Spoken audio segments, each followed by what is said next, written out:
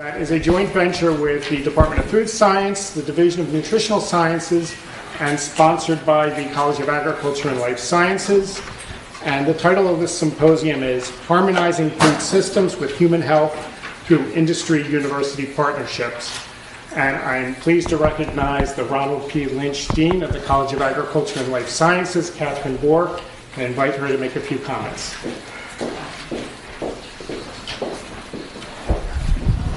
Thank you, Patrick. And when I first saw the notifications about the very first Food Day, I thought what a tremendous opportunity for Cornell University with a world-class nutrition program and a world-class food science program to start to talk about these really critically important issues. As I understand it, by modeling, it appears that our global population has now ticked over into 7 billion people at this time. We have approximately 1 billion people who have inadequate nutrition in terms of calories and food access, another billion who are on the obese end of the scale. And that means it's really time to talk across the entire food system spectrum to make sure that we can provide healthy, safe, and adequate food for our world's population. And that's the spirit in which we would like to open this symposium this afternoon.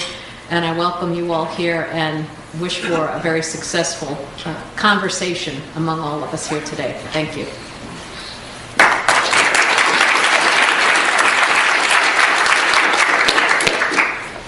So just to put the symposium in context, the increasing rates of obesity, diabetes, cardiovascular disease have been a public health concern in New York State and globally over the past 2 decades. Yet effective solutions to prevention of obesity and overweight are certainly lacking.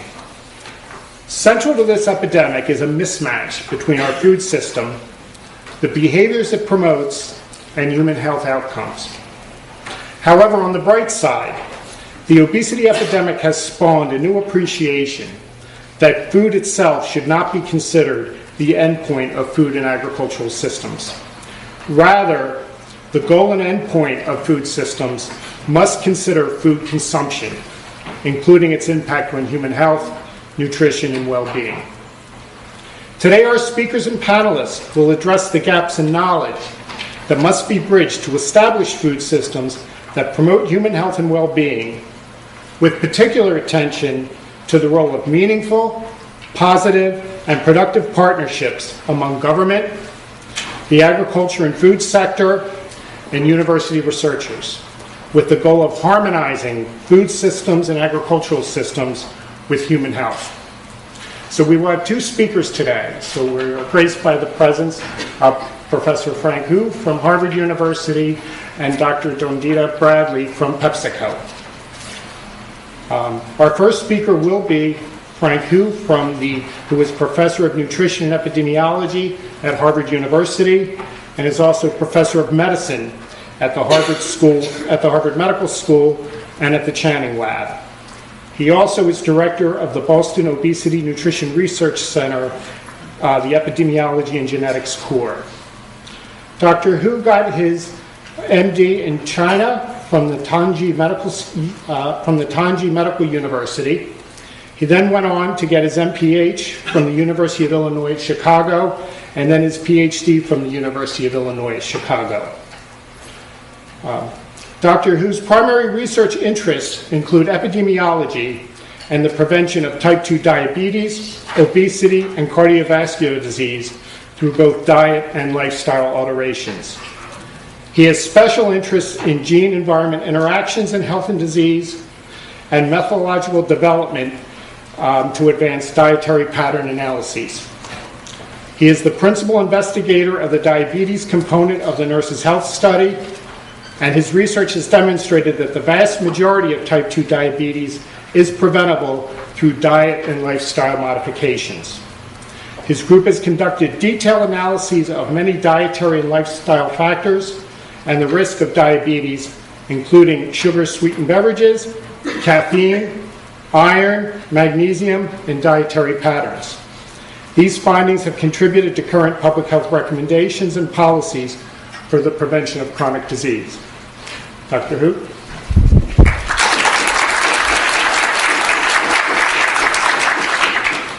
Thank you very much. Can you hear me? Okay. First of all, I want to thank Patrick for inviting me to this wonderful symposium. I think this symposium cannot be more timely when we talk about Food Day and also the obesity epidemic. So what I'm going to do today is give you a quick overview on evidence-based approach for making diet recommendations and making public health policies in terms of obesity prevention. I think many of you have seen the obesity map. So which state is the most obese state? Mississippi, right? Almost 35% of adults in Mississippi are obese. And which state is the leanest state? Anyone from Colorado? We all wish to go to Colorado. And where's New York? About 25%. I mean, certainly not too bad compared to Mississippi, but 25% prevalence of obesity is not a number that we should be proud of. I think we still have a long way to go in terms of reducing obesity rates in this state and also in this country. What is more disturbing or more alarming is the dramatic increase in childhood obesity rates in the U.S. In the past several decades, the prevalence of childhood obesity has increased from about 5% to almost 20%, about 4 to 5-fold increase within a very short period of time. You know, Halloween is around the corner, and remember when we used to have to fatten the kids up first? You don't need to do that anymore, right? But the obesity epidemic is not confined to the US or developed countries. It has become a global epidemic. And this obesity epidemic, engulfing many parts of the world, has the potential to overwhelm the fragile healthcare system in developing countries and also undermine economical growth in those countries. And we know that the major driver of the global obesity epidemic is nutrition transition, which is ongoing in many parts of the world. And nutrition transition means shift from more traditional diet to more westernized diet. If you look at this, at first glance, you may think this is a neighborhood in New York City, right? But this is not in New York City. This is actually in Beijing, a district in Beijing. You can count how many McDonald's, Burger Kings, and other fast food restaurants in this district. This is what we call toxic food environment, which is now become so common, so prevalent, not only in the US, but also in many developing countries. In parallel with the rapid economical growth and nutrition transition, the prevalence of obesity and type 2 diabetes is increasing very rapidly in China and other countries. This is data from China in terms of increase in diabetes prevalence. In the early 1980s, when I was in medical school in China, very few people had diabetes. Very few people were obese. The prevalence of diabetes at that time is less than 1%. But now, almost 1 out of 10 Chinese adults have type 2 diabetes. 1 out of 10. So this translates into 95 million diabetic patients in China. 95 million, which is 1/3 of the US population. So where does this obesity epidemic or diabetes epidemic come from? Is due to the nature or due to nurture, due to our genes or our environment? Certainly, this is not due to the changes in our genome, because the epidemic has occurred only in recent decades. And for sure, this is due to the changes in our environment, especially in our diet and the lifestyle. However, almost all of us carry some obesity genes. All of us are vulnerable or sensitive to the effects of diet and lifestyle in terms of accumulating body fat and becoming obese. But why some people don't become obese, other people become obese? I think a major trigger for the obesity epidemic is the dramatic changes in diet and lifestyle factors. And as someone has put it, the genes loaded the gun, but the environment pulled the trigger. So we have to look at what kind of environmental factors, what kind of diet and lifestyle factors really trigger or activate those obesity genes. Recently, we published a study in New England Journal of Medicine looking at specific dietary and lifestyle determinants of obesity and weight gain in adults. We know that the obesity epidemic doesn't occur overnight. The average weight gain in adults is actually very gradual, very small. It's about 1 pound per year. 1 pound per year. Of course, this adds up because over 20 years, you can accumulate more than 20 pounds of weight gain. And this gradual pace of weight gain makes it very difficult for individuals to perceive specific causes or remedies. And many randomized clinical trials have tested short-term weight loss strategies in overweight or obese persons, such as a low-fat diet or a low-carbohydrate diet. However, such findings have very little relevance to the determinants of long-term weight gain in non-obese populations. And also, it's very important to talk about prevention of weight gain and prevention of obesity, because once you gain the weight, extremely difficult to lose the weight and maintain the weight loss. And the recent paper in New England Journal of Medicine last week showed that when you lose weight, your appetite hormones will go up, and your body has a very strong biological defense system against weight loss and against promote weight regain. So we know that obesity is caused by energy imbalance. If your energy intake exceeds energy expenditure, that's needed to weight gain and obesity.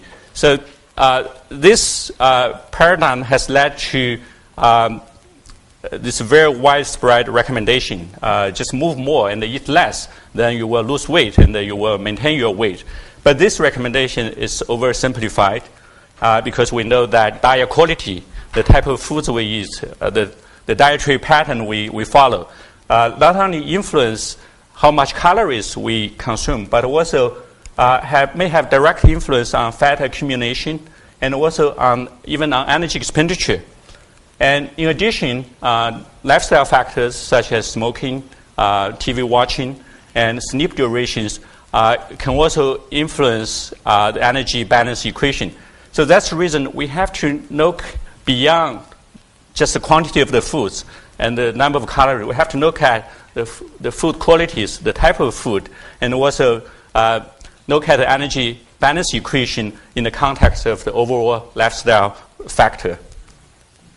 So in this analysis, we look at diet lifestyle changes in relation to long-term weight gain in 3 large cohorts conducted at Harvard School of Public Health and the Brigham and Women's Hospital.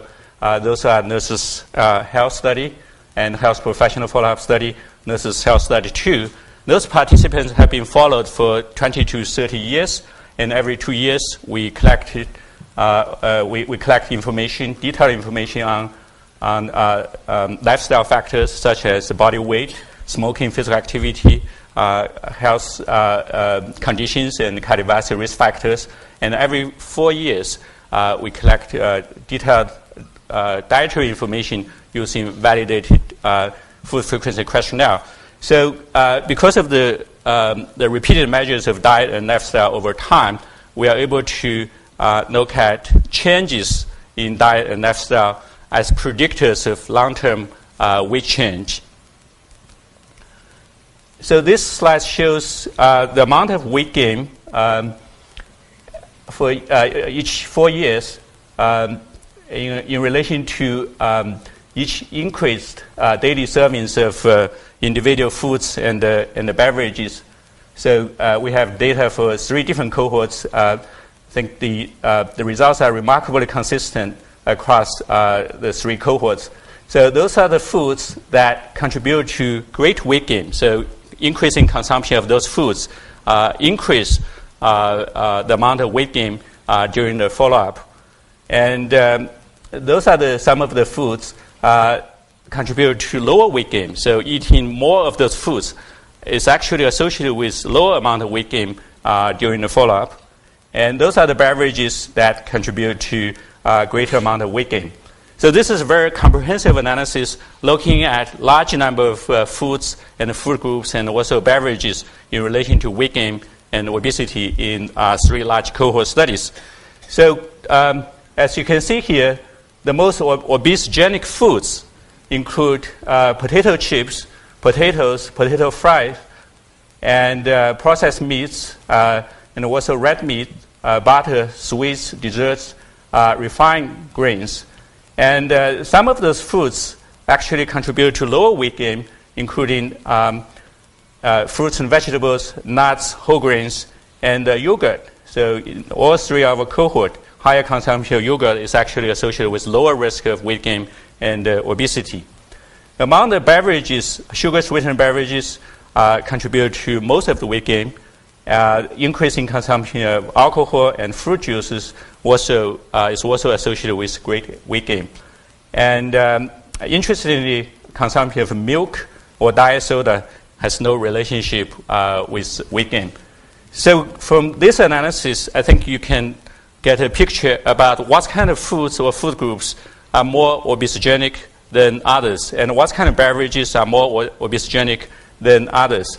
So using this data, we're able to create obesogenic food score.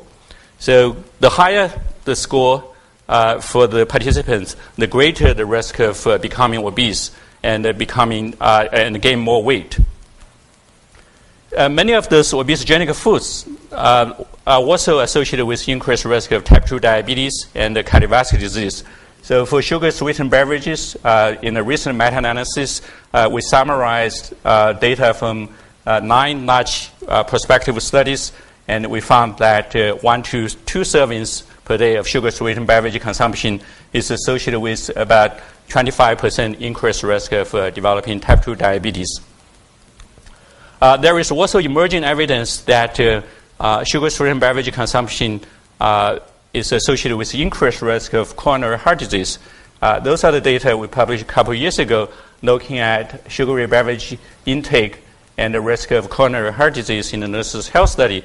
So the endpoints include lung fetal MI, myocardial infarction, and the fatal CHD. And as you can see that for each 2 servings per day of soft drink consumption, there is about 30% increased risk of developing coronary heart disease. And the detrimental effects of sugar-sweetened beverages are very similar across different beverage types. And as you can see here, for colas, the increased risk is about 35%. For carbonated lung colas, it's about 27%. For fruit drinks and fruit punches, it's also about 30%. So what kind of messages or conclusions can we draw from this study? First of all, the data indicate that diet quality is very important. Diet quality is likely to influence diet quantity. So it's not just simply eat less, but also eat better in terms of prevention of obesity and chronic diseases. And secondly, currently emphasized metrics for obesity prevention, such as low-fat diet, reducing energy density, or reducing total amount of sugar, may not be that helpful. I think the overall dietary pattern is very important. The overall quality of diet is important. It's not just fat, not just carbohydrate, and not just energy density. It's really the whole diet. And I think the third conclusion is that the most obesogenic foods are high carbohydrate, high starch, high sugary foods. And those foods used to be called low-fat and sometimes healthy foods because they contain very little fat. However, this kind of foods is actually more obesogenic than other foods, even than high-fat food. And the degree of processing is very important. For example, potato chips, French fries, and the refined grains, those are all highly processed, starchy foods. Clearly, there is no magical bullet to combat obesity, but small diet and lifestyle changes can make big difference. And this offers tremendous opportunities for obesity prevention. I just want to briefly mention a new initiative we launched recently to improve global nutrition. And this is a collaborative initiative developed by researchers from Department of Epidemiology and Nutrition at Harvard School of Public Health. The ultimate goal of this initiative is to contribute to the prevention of global obesity and diabetes epidemic by improving the quality of carbohydrate in our diet across the globe, because carbohydrate is still the nutrient provide most of calories in our diet.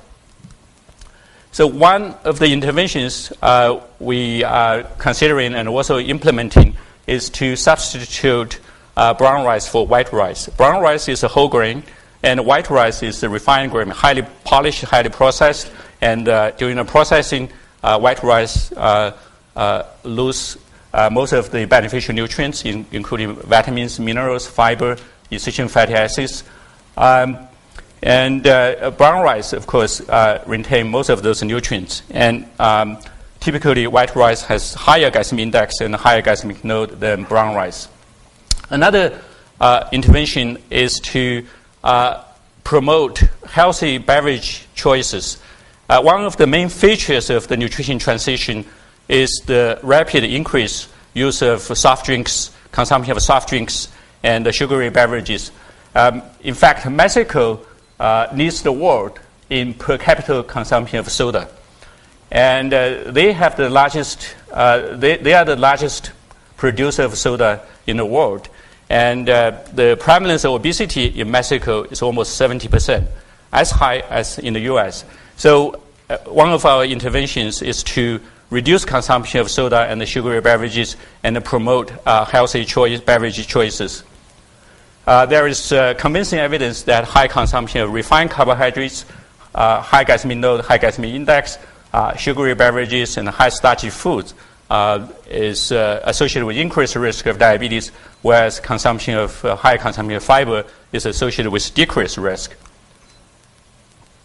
And also, there is strong evidence that high consumption of polished white rice is an important risk factor for type 2 diabetes. This is a meta-analysis based on 7 studies. As you can see, that as white rice consumption increase, the risk of type 2 diabetes increase substantially.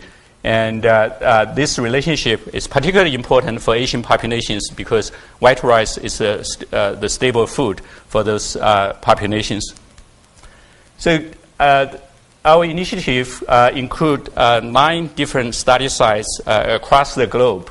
So this initiative called Global Nutrition Transition Network, or Genic. We have several PIs, including myself, my colleagues Walter Willett, Donna Spiegelman, and Hania Campos. And the study sites include Shanghai, China, Chennai, India. We also have 3 African populations. Have one site in the Gulf country, Kuwait. Have also include Mexico, Puerto Rico, and Costa Rica. So basically, the initiative covers basically all the continents, and because of the different cultures, different eating habits, and different stable foods, we have to adjust our interventions according to specific populations. So this initiative will be conducted or will be implemented through several different stages. In the initial stage, we will conduct feasibility evaluation, identify stable foods, alternative foods, conduct focus groups to identify cultural barriers to consume whole grains such as brown rice. And then in the second stage, we will conduct more detailed analysis on carbohydrate quality using continuous glucose monitoring. In stage 4, we will conduct intervention studies using biochemical markers. And in next stage, we'll conduct multi-center clinical trials on carbohydrate quality and type 2 diabetes prevention. And eventually, we hope that these findings can be translated into agriculture policy and the nutrition policy to increase the consumption of whole grains such as brown rice and the decrease consumption of white rice and the sugary beverages. So coming back to New York, as you know, New York City has been on the forefront of developing policy initiatives to improve nutrition and reduce obesity. Those initiatives include trans fat ban, manual labeling, anti-soda campaign, and also anti-sodium campaign. I think the soda tax is still evolving story right now. And those initiatives have been very successful to a large degree and also have major impact not only on the nutrition quality of New York residents, but also have ripple effects on other cities and on the rest of the country. So there are several lessons can be learned from those initiatives. The first one is that the policies should be based on good science and solid evidence. I think for trans fat, for sodium, for sugary beverages, we have very good epidemiological evidence, experimental evidence, and also evidence from cost-effective analysis.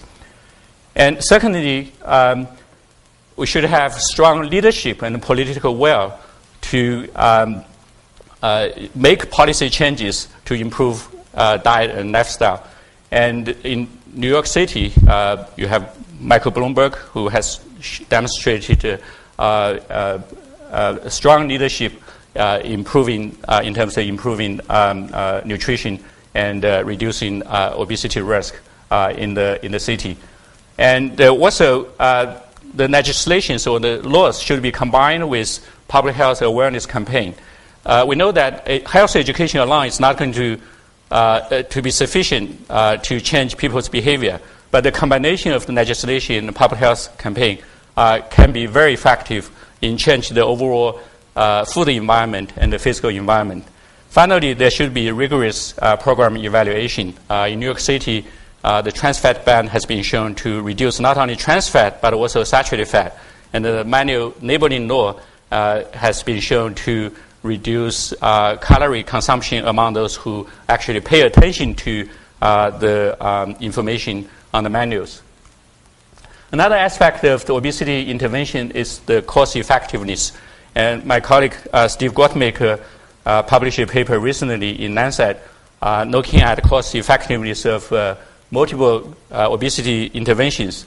And the cost effectiveness metric include not only the lives saved, this disability adjusted life saved, but also whether the intervention is cost saving. So those are the top 3 interventions are most cost effective. The first one is taxing unhealthy food and beverage, and the second one is front of pack traffic light nutrition labeling, and the third one is reduction of advertising junk food and beverages to children. So all those interventions are policy interventions at population level. Those interventions do not cost much money, but have huge impact in terms of shifting the social norms and the changing the perceptions of the population about nutrition and health. And so some of the interventions, such as bariatric surgery, can save a lot of lives, but it's very expensive. So this kind of interventions, of course, very important at the individual level, but it's going to be too costly at the population level or at societal level. At this point, I think reducing sugary beverages is still a prime target for obesity prevention. The reason is very simple. Based on the enhanced data through 2004, children and the youth aged 2 to 19 consume almost 7 trillion calories from sugary beverages per year. In dollars, at 50 cents per can, this is about 24 billions per year in terms of sugary beverages. And those beverages can be replaced with water at virtually no cost. And a sugary beverage tax, excess tax, 1 cent per ounce, I think can be very cost saving and also can generate a lot of revenues that can be used for obesity, childhood obesity prevention. One of the main reasons for the rapid increase in sugary beverage consumption is the very low price. In the past several decades, the price of fruits and vegetables has increased substantially, whereas the price for sugar, sweets, and carbonated drinks has actually decreased relative to the average consumer price index. And the consumption of high fructose corn syrup has skyrocketed in the past several decades, and again, it's because of its low price. And the high fructose corn syrup is now ubiquitous in our diet, not only in sugary beverages, but also in bread and many other products. So I think we need a systems approach to obesity prevention. This approach calls for actions at multiple levels, including all sectors, which include the industry, academia, the government, and which concerns for feasibility, sustainability, and equality. And I think we can alter the course of obesity epidemic. And the data that have accumulated so far indicate that evidence-based policy and regulatory strategies are key. That's the reason the government needed obesity prevention efforts. Unfortunately, very few governments have shown leadership at this point. And I just have a few final words, messages for obesity prevention. I think we need to have a shift of emphasis from personal responsibility to social and corporate responsibility in terms of obesity prevention. And we should improve the quality of the food in the food systems by making healthy foods more accessible and more affordable. At the same time, we should change the social norms about quality and the quantity of the foods and make unhealthy foods more expensive and less accessible. Another important point is that our diet should contribute to environmental sustainability and global efforts to improve the quality of life. And as just mentioned, the number of people in the world has just reached 7 billion people. I don't think we can continue to feed such large population if everyone in the world adapt the westernized diet and lifestyle. And certainly more research should be done to look at the role of food systems in obesity prevention and health outcomes. So finally, I just want to say that the path from science to policy is never a straight line. It's always long and winded. And if it's a straight line, you will hit a wall. And so I think what's most important is the 3 words: evidence, evidence, evidence. We need epidemiological evidence to show the relationship between foods and our dietary factors and the risk of obesity and health outcomes. And we need experimental and basic science evidence to demonstrate the mechanisms through which our diet influences our health. And we also need real-world evidence to show the cost effectiveness of interventions and policies. So finally, I want to acknowledge my colleagues who have contributed to the data I have just presented. Thank you very much for your attention.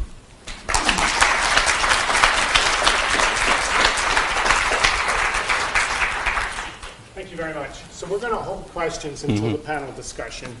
And following the panel discussion, there will be a reception out in the lobby.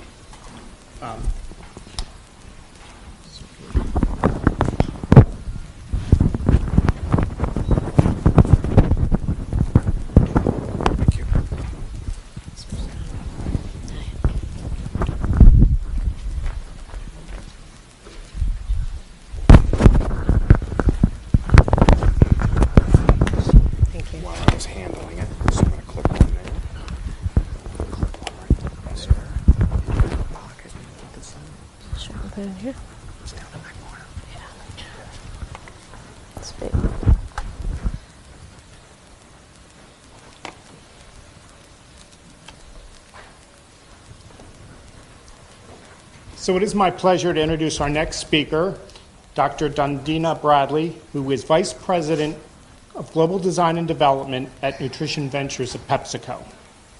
Dr. Bradley is responsible for designing new solutions that target specific nutritional needs of consumers with diverse health issues, including obesity and diabetes. Dr. Bradley received her PhD in food science from Ohio State University and has a master's in nutrition from Purdue University, so we see that she bridges that nutrition science, food science bridge. Prior to her current position at PepsiCo, she led the nutrition organization at PepsiCo, which was responsible for delivering global strategies in the area of nutrition standards, nutrient fortification, and educational programs. She also has a much longer history of engaging nutrition in the private sector. Prior to joining PepsiCo, she led the strategic marketing team accountable for the development of nutrition technology platforms and company-wide strategic planning at McNeil Nutritionals, which is a division of Johnson & Johnson. She has also held positions in areas of nutrition and health with M&M Mars, Stepan Chemical, and Campbell's Soup. Dr. Bradley is also an entrepreneur, being the founder of her own business focused on health called Conceptual Ventures. So today, we're very delighted that she's going to come and speak to us about the critical role of partnerships to achieve global nutrition goals. Thank you for coming, Dr. Bradley.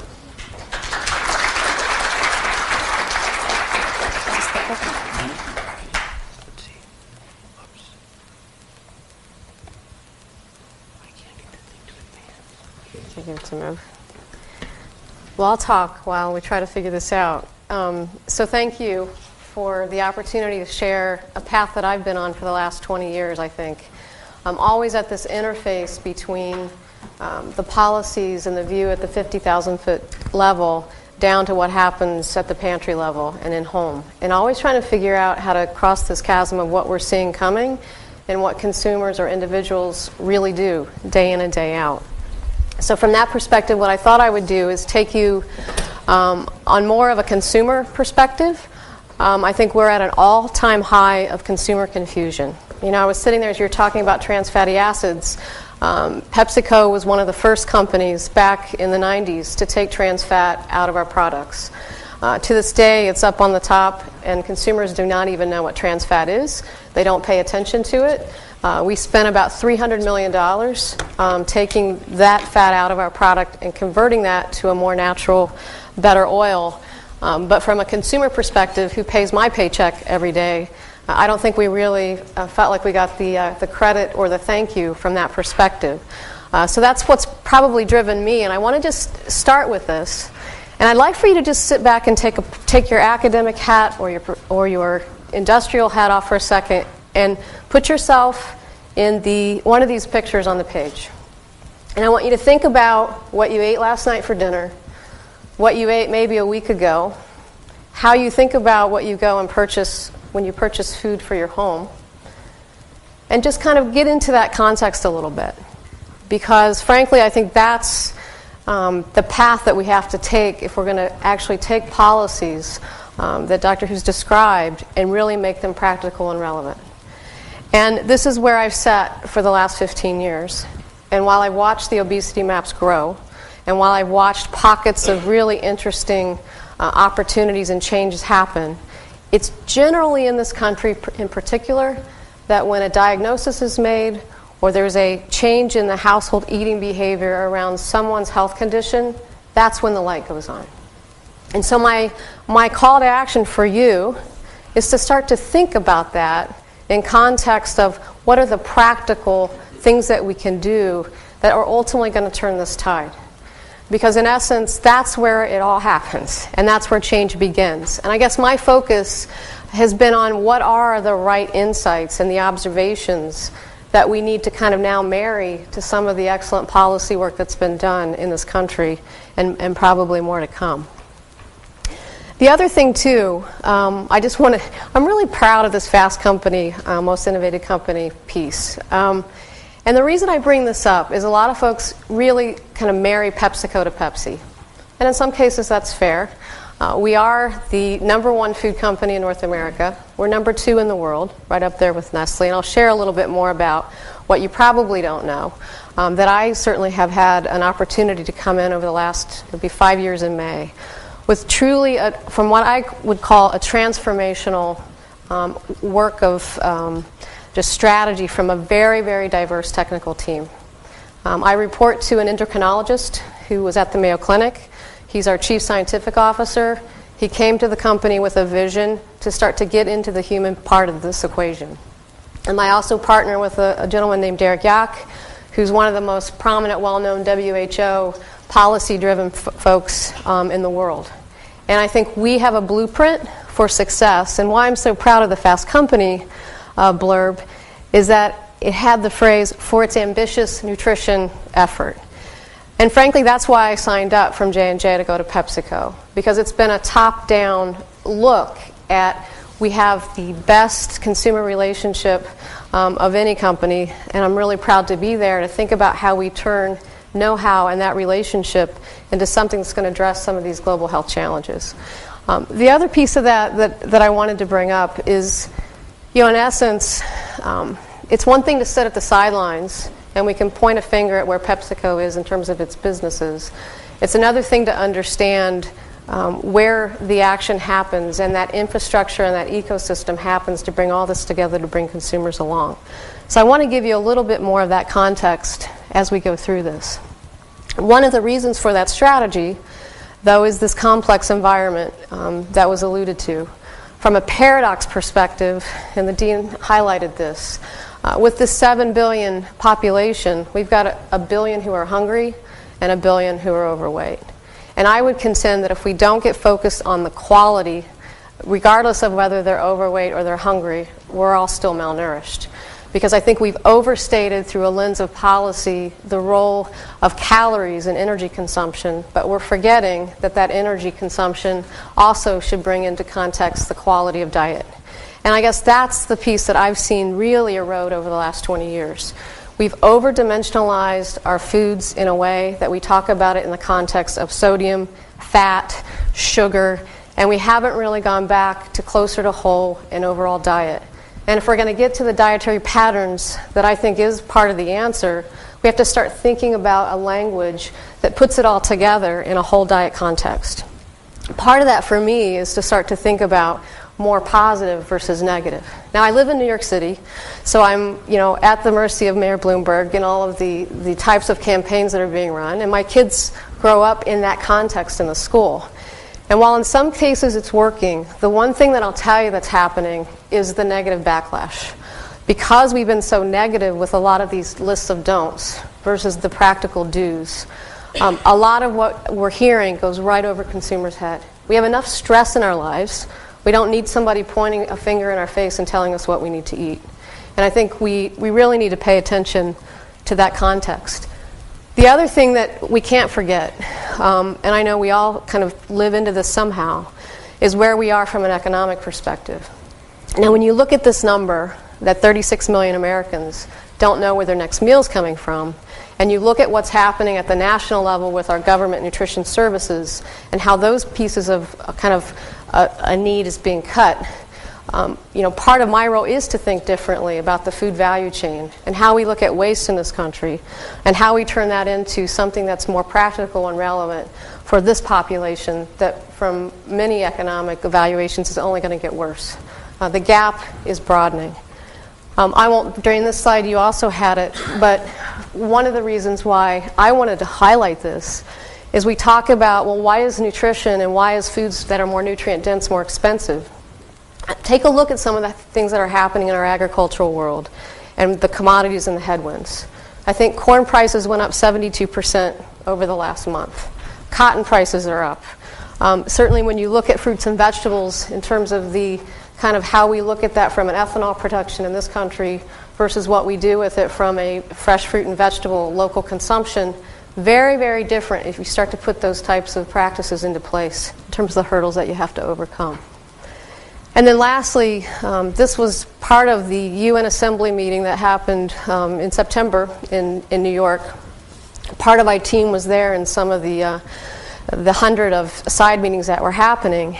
And I don't know if you're aware of this, but for the first time in this country, we've now indicated that lifestyle diseases, heart disease, diabetes, are now part of the equation of affecting prosperity. And when we're affecting prosperity, now the UN, for the first time in history, where they've actually looked at food and lifestyle as part of the call to action that's going to be chartered, this is, I think, pointing to some of the direction that you were indicating in terms of how, as a global collection of countries, how are we all going to work together and look at our ecosystem and really make a change.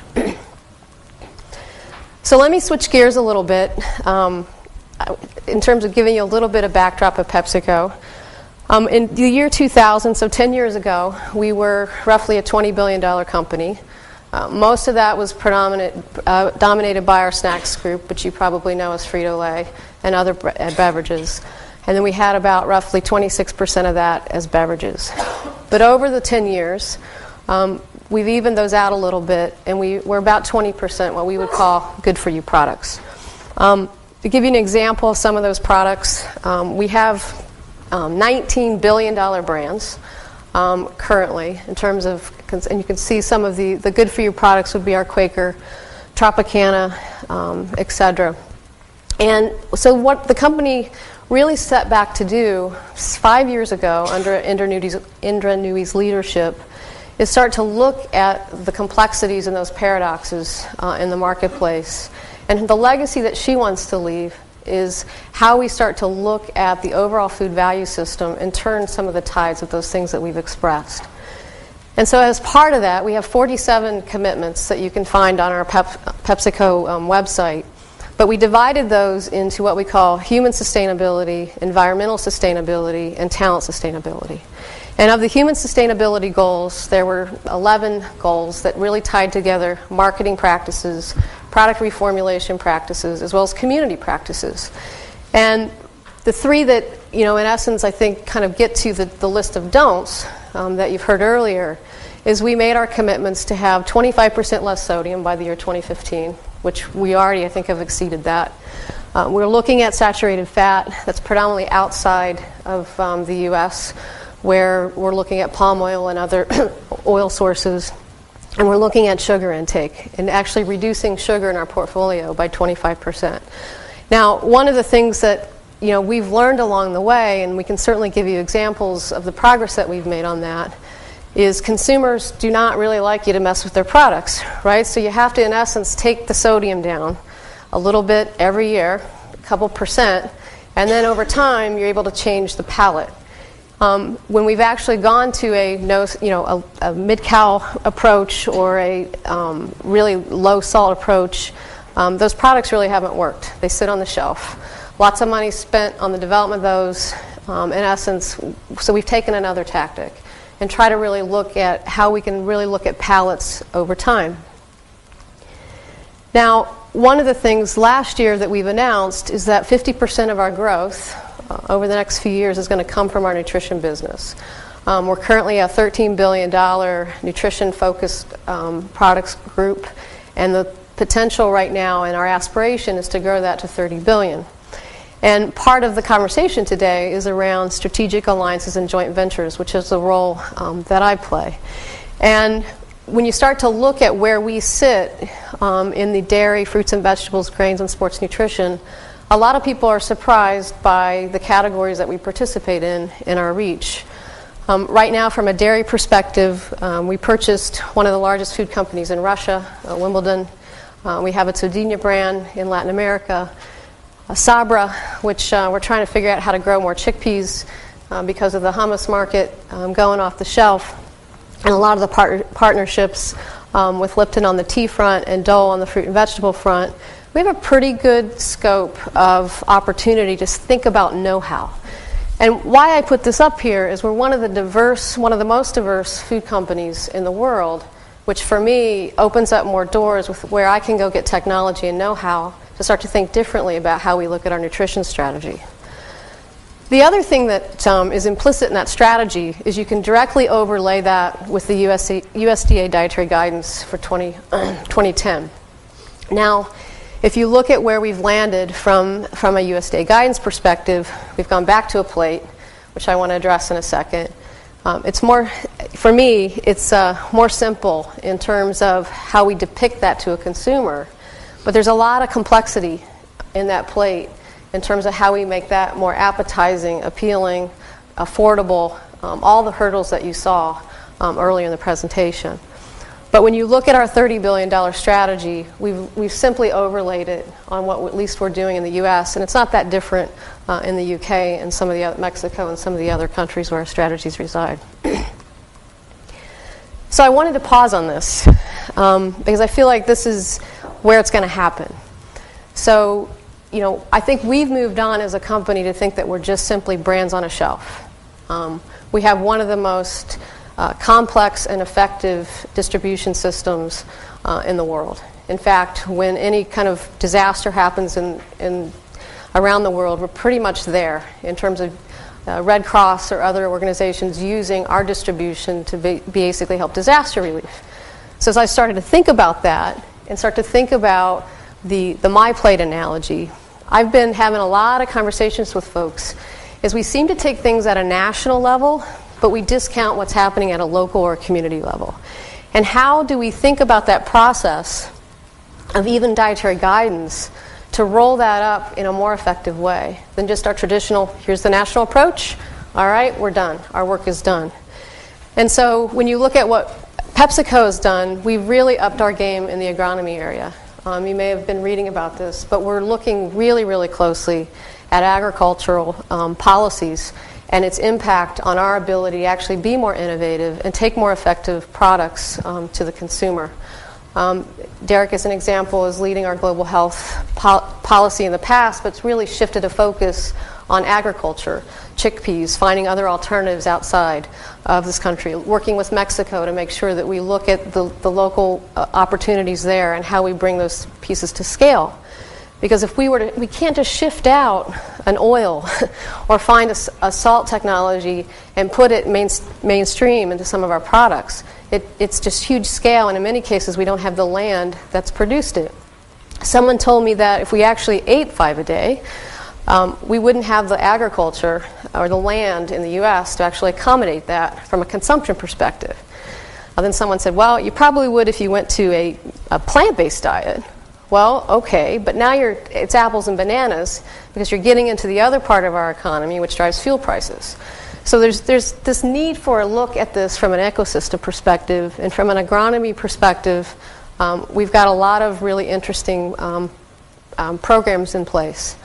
The other piece of it is Greg Yep, who heads up our long-term research group, is doing a really terrific job at trying to understand taste, sensory attributes, to look at different ways that we can appeal to a palate, especially one that we're going in to look at heart disease and diabetes and think differently about how we develop products for the future.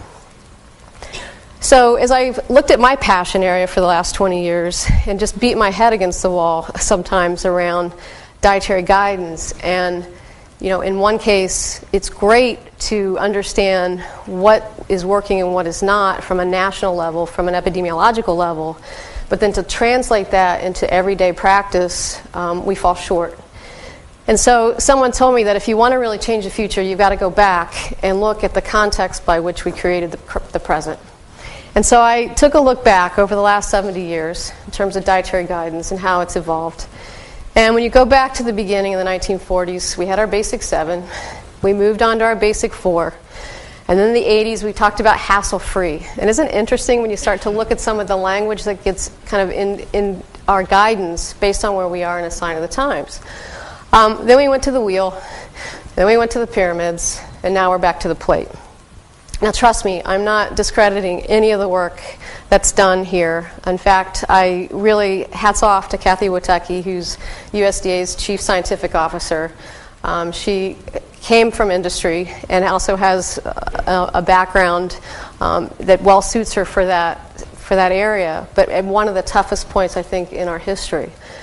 But then when you start to look at this, which is shelf behavior, right? So you have the guidance. How many of you have read the Dietary Guidelines for Americans?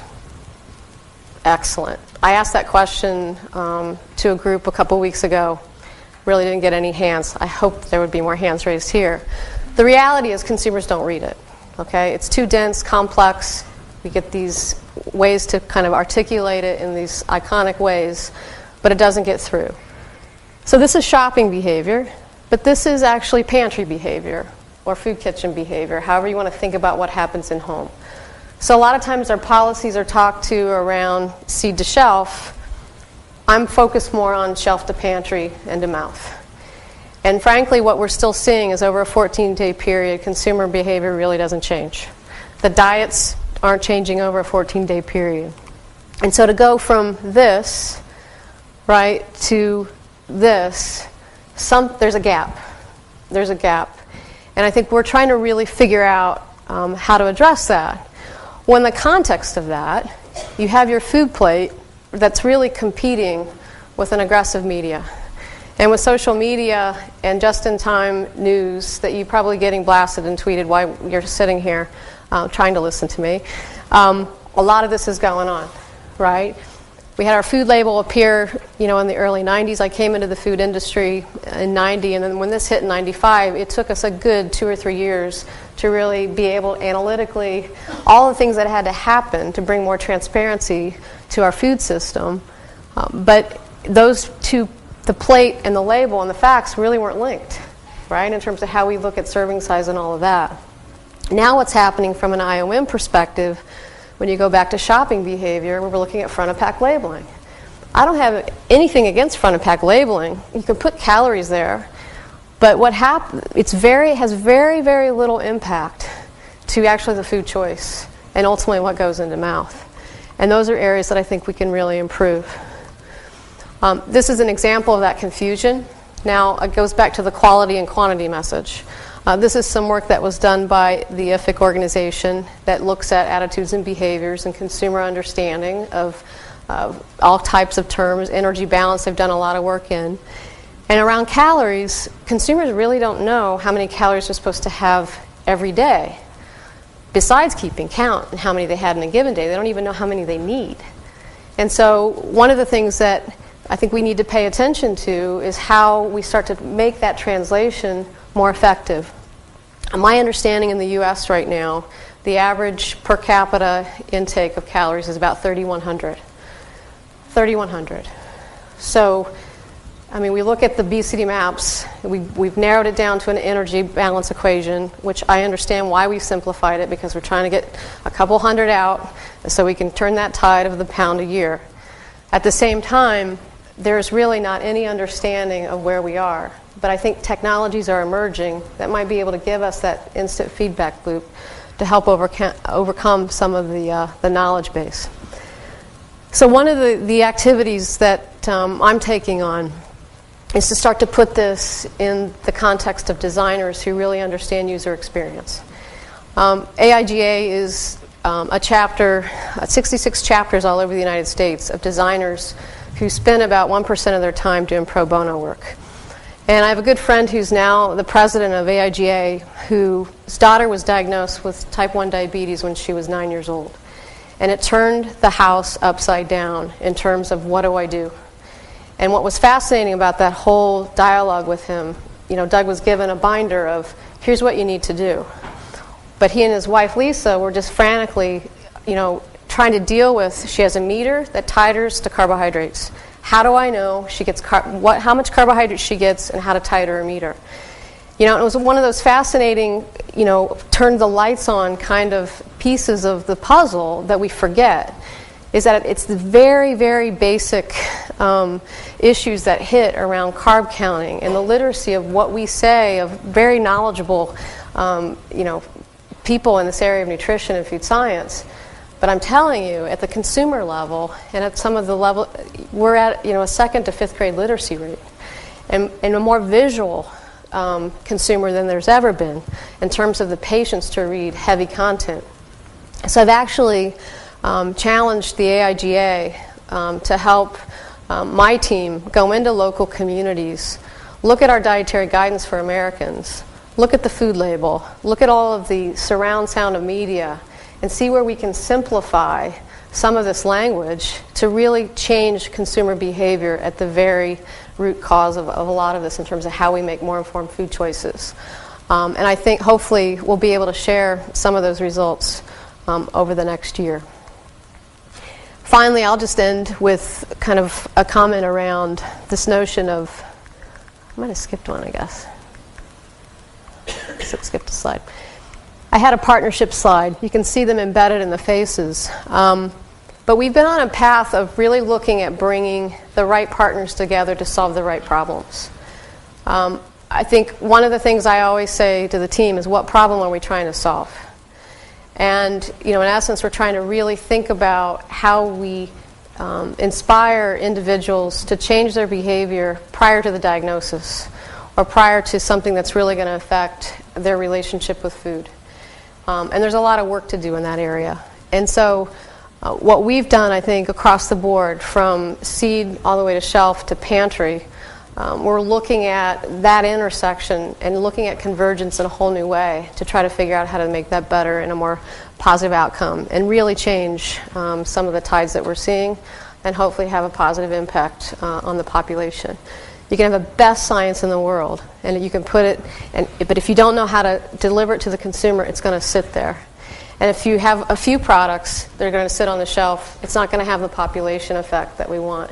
So our intent is to try to look at things from an ecosystem perspective and really see where we can make those changes to have that positive impact. Thanks.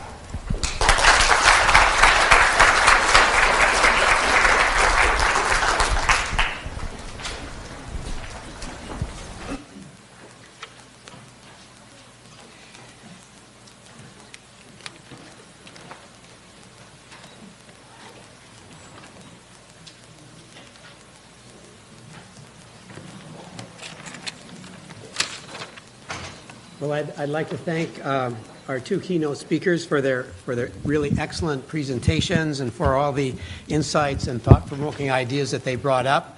I think when Patrick and I were working on this, putting together this symposium, after talking with Catherine Bohr about it, I think one of the things we wanted to do was to bring together, to start a dialogue between the food industry and university scientists to see if we could come up with some how-tos to address this obesity problem. It seems to me we all agree what the problem is. We know this is a serious problem. We know what we need to do, but do we really know how we're going to do that to be effective? And I think we've heard some really good suggestions this afternoon. So now what I want to do is introduce our panel. We have a very distinguished panel that's going to give short reactions to the keynote speeches, and then we'll open it up for questions and answers from the audience. The first member of our panel is Christine Olson. She's professor in the Division of Nutritional Sciences here at Cornell.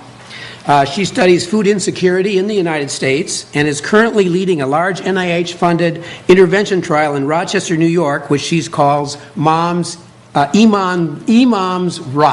Heard that a lot. I should be able to say that. Imams Rock. The project uses electronic communication technology to help pregnant and postpartum women develop and maintain behaviors that promote healthy body weights. And our next member on the panel is Per Pinstrup-Andersen. He's the H.E. Babcock Professor of Food, Nutrition, and Public Policy in the Division of Nutritional Sciences here at Cornell. He's a World Food Prize laureate, and he served for 10 years as Director General and CEO of the International Food Policy Research Institute in Washington, D.C. His research includes economic analyses of food and nutrition policy, Globalization and Poverty, Agricultural Development, and Research and Technology Policy. Next we have Professor David Levitsky. He's a professor in the Division of Nutritional Sciences here at Cornell. He studies the control of food intake and the regulation of body weight. He is currently investigating the efficacy of a weight monitoring program called caloric titration as a means of safely losing and maintaining weight loss. He teaches the large introductory nutrition class here at Cornell, which is a very popular course. I understand he has 600 students or something like that. And he received the Stephen H. Weiss Presidential Fellow recognition for his excellence in teaching. And last but not least on the panel is Olga Padilla-Zakour. She's Associate Professor and Associate Chair of the Department of Food Science here at Cornell. Her research is focused on adding value and safety to agricultural commodities with an emphasis on small-scale food processing. She directs the highly successful Food Venture Center in the Department of Food Science. This Food Venture Center is an extension and outreach program that supports new and established entrepreneurs in the food industry. And the focus is on processed fruits and vegetables important to New York agriculture, including apples, grapes, cherries, plums, peaches, onions, cabbage, and squash. So I would like the panel to come up and take their seats at the table. And then each panel member will give a short comment, 5 minutes or so, and then we'll open it up for discussion. It doesn't. Yeah, and they will go in the order that's introduced. So you don't necessarily have to sit in the order, but speak in the order. So Christine, you'll lead off.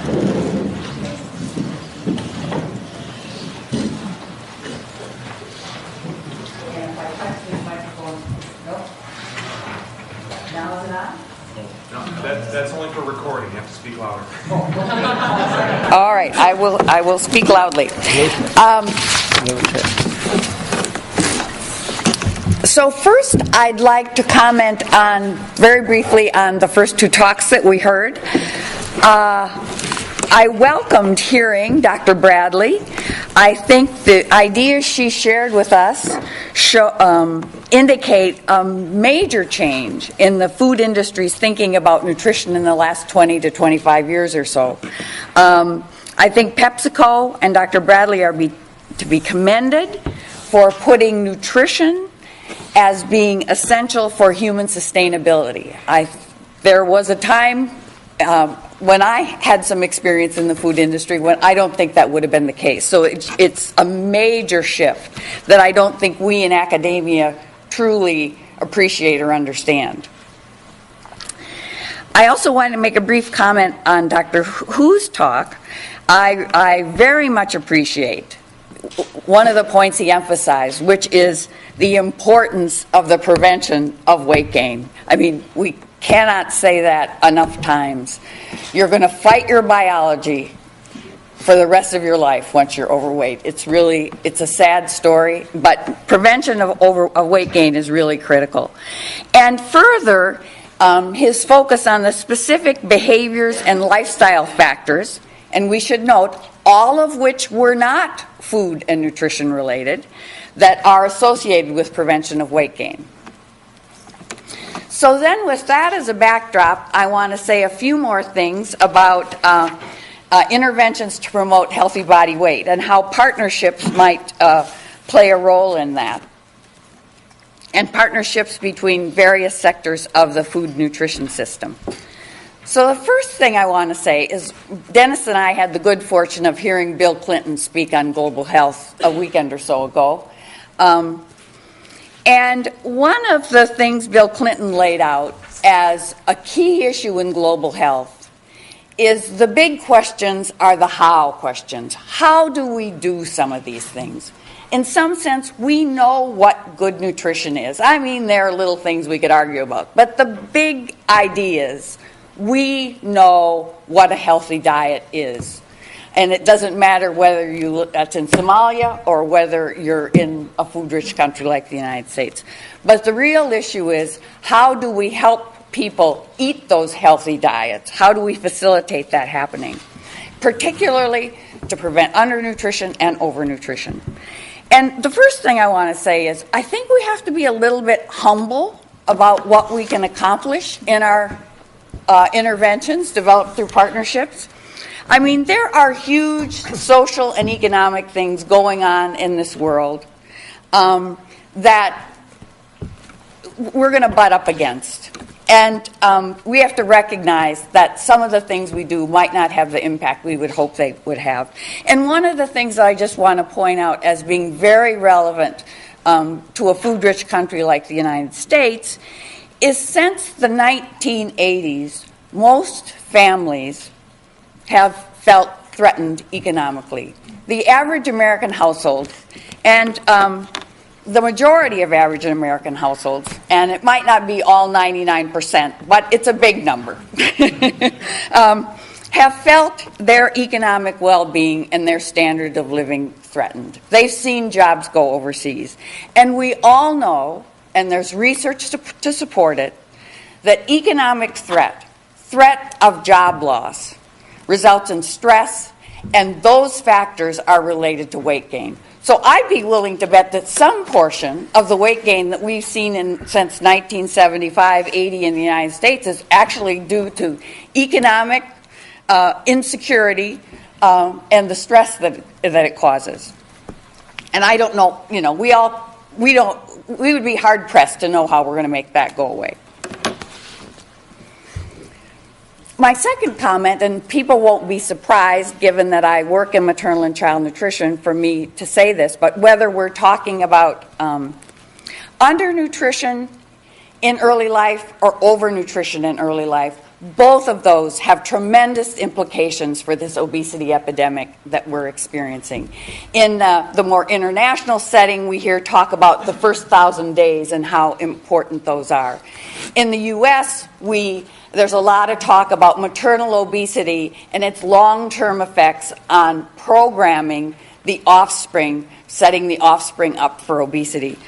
There's a lot of focus on kids and kids in schools, and I have no problem with promoting good nutrition for kids, but I think we ought to start thinking about earlier life and think about pregnancy as not only a time to promote the birth of a healthy baby, but pregnancy as being a time to promote lifetime health.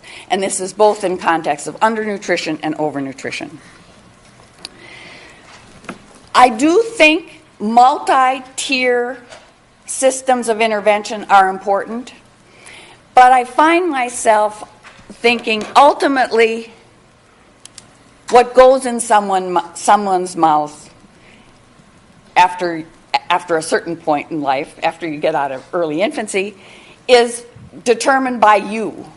And so we do have to think quite carefully about individual level interventions. Yes, we want environmental interventions to make it possible for people to get access to healthy foods, but without individual level interventions, you can build it. It doesn't necessarily mean that people will come. And I do think some of the electronic technologies that we have available for us today give us the opportunity to reach individuals and do health and nutrition interventions with them. It also, these technologies allow for two-way communications. So it also allows people to connect with each other through social media. It allows us to do better at designing interventions to help consumers from the feedback that we get from them.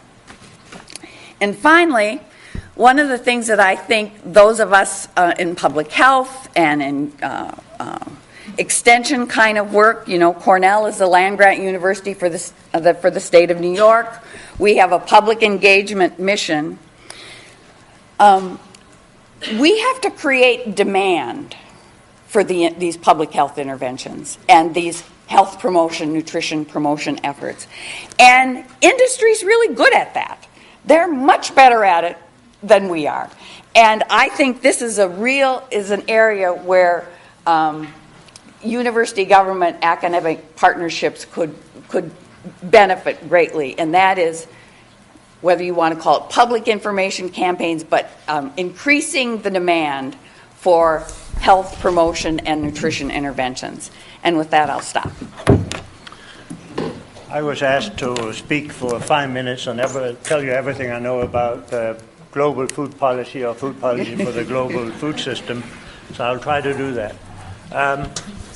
There's been a lot of talk already about, at least implicitly, if not explicitly, about what the government should be doing, what it could do in order to deal with the overweight, obesity, and chronic disease problem. But I want to remind all of us that we got a triple burden of malnutrition. We got what we have talked mostly about so far, but we also have a very large number of people who don't have access to enough dietary energy, and we have an even larger number of people who don't have access to the nutrients that they need for a healthy and productive life. And all the speakers have mentioned that, but I think it's important to keep in mind that if you are a policymaker in a situation in a country, including the United States, but certainly even more relevant for developing countries, if you're in a situation where you have to deal with all three problems, any one policy is likely to work well for one and make the other two worse off. How are you going to design a policy package that's going to deal with all three of these problems, or are you in fact going to write off two of the three and only deal with one, the one you think is most important? There are basically three things that governments can do. They can regulate, and as Dr. Hu mentioned, as an example, trans fat ban in New York. They can provide incentives, for example, the new tax in Denmark on saturated fat, on products that have more than a certain amount of saturated fat, incentives, taxes, subsidies, and so on. Or they can help generate and disseminate knowledge, hopefully with the help of Cornell University. So those are basically three things that the government can do. Now, one of the problems that we see in government policies is that they tend to be focused on yesterday's problems.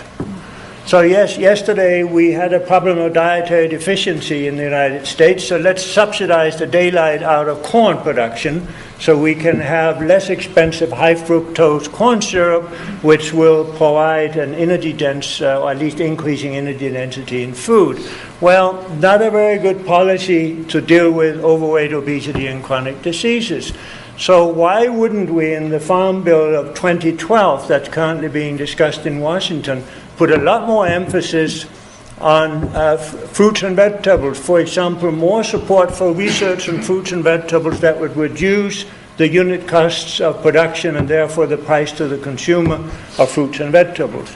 The corn problem is not so much a problem anymore because the corn prices, as Dr. Bradley mentioned, the prices are very high right now. But up until 2005, 2006, the corn prices were kept very low because of these subsidies. The point I'm making here is that while these direct intervention schemes for nutrition improvement are very important in certain circumstances, the real big gains at the population level are to be found in the food system. They are to be found by helping to guide food policy. And yes, I'm biased, of course I am. This is the area of my work. But I really believe it's true as well. I think we got lots of evidence to back this up, and I completely agree with Dr. Hu that whatever policy we recommend or implement has to be based very much on evidence. And I think the evidence is there to show that we are doing a tremendous amount of harm by not considering nutrition and health goals as we design and implement agricultural and food system policies.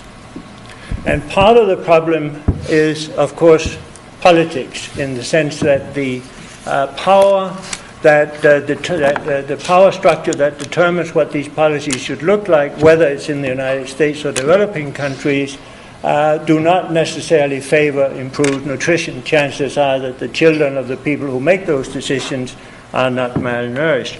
So what is it I'm proposing here? I'm proposing a problem focus, a multi-sectorial problem focus. We need to break down the firewalls in the governments, whether we're talking about Washington, or we're talking about New York, or we're talking about developing countries. We need to try to have a multi-sectorial approach to solving the problems that we're talking about today. We need much stronger partnership between government, the private sector, and universities, very much so, and this has been mentioned many times over. We also need to focus a lot more on multidisciplinary teaching and research at universities such as Cornell. We're doing some of that right now. We could do a lot more. So it seems to me that one of the options that we have now is to begin to interact with the people who are going to design the 2012 Farm Bill, if we're talking about the United States, to see if we can't get more of a nutrition concern into that Farm Bill. As far as developing countries are concerned, there are lots of opportunities for influencing the agricultural development plans and implementation programs that are going on there. So it seems to me that, well, let me make one other point and then I'll stop because my 5 minutes are up. We need to worry a lot more than we have in the past on the post-harvest portion of the food system. At least for developing countries, which is the area of my research and teaching. We tend to focus on primary production, on agriculture, on the farmer. But the real bottlenecks in most developing countries, certainly in most of Africa, the real bottlenecks are before the farm and after the farm, not at the farm. We have shown time and time again that farmers can double and triple and quadruple their yields if the environment within which they operate would be conducive to selling their products, to buying whatever they need to buy, to have good institutions, to have the markets operate.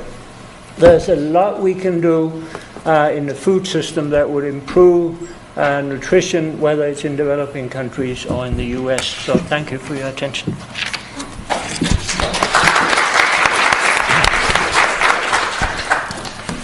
Well, I'm an experimentalist. I do simple little experiments in the laboratory, and I like to see concrete numbers and reactions. And I listened to the two talks today, very good talks, and I'm left still vague as to what the hell do you do. From the epidemiological perspective, I think they're the ones who told us most about obesity. They're the ones who are telling us about the consequences of the obesity, but they don't tell me the causes. They show me the correlates, and even lifestyle is still could be attributed to a person making a bunch of changes, and it's not necessarily the change that causes the effect. And from the commercial perspective, I'm happy we have this wide, vast commercial system, but I was waiting to hear, well, what are we working on that's going to attack this problem of obesity? And I didn't get any answers.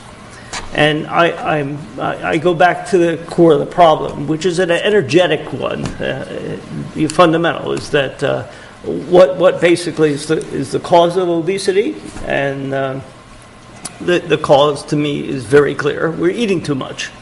We're eating, in fact, not only are we eating too much, but we're eating a little bit more every day. And that is the reason, and the only reason, that we're getting fatter. We can argue about the role of expenditure, and I might concede maybe a few calories a day go there, but I think that the evidence is overwhelming is we're eating too much. Well, if that's the problem, then the solution has to involve eating less. Once we start talking about eating less to the food companies, I'm sure they're going to go off the wall. Because they're in the business for profit. I mean, it's nice to be considered for everyone, but basically it's their bottom line they have to consider. It's their stockholders they have to consider. They have to make the profit every year. And I well understand that, and they're doing a great job at doing that. But the problem still is, well, what can we do? How can we work with you guys to get people to eat less and have everybody happy? Well, there are a couple things that we've been working on and other people have been working on to do this. I'm not in favor of taxation. I'm positive it would work. I'm positive that if we tax high-fat foods or sugar drinks, that it will decrease the amount that people are eating and drinking. But it's unfair. It simply is unfair to poor people. Despite the fact that it might be doing them good, it still is not a fair choice to make. I like the approach that my colleague has of, well, let's do it the other way. Instead of subsidizing certain foods, let's subsidize healthy foods. Let's make the point of transfer of funds at the supermarket level rather than at the production level. Let's make fruits and vegetables cheap right there at the supermarket level. And you got to make it dirt cheap. It can't be a little cheap, because if you really want to change what people eat, the changes have to be fairly large. We know from lots of experimental data now that one thing that seems to be a major determinant of how much people eat is the amount that's on their plate. All right. Portion size is, I think, one of the most powerful determinants of how much you're going to eat at that meal.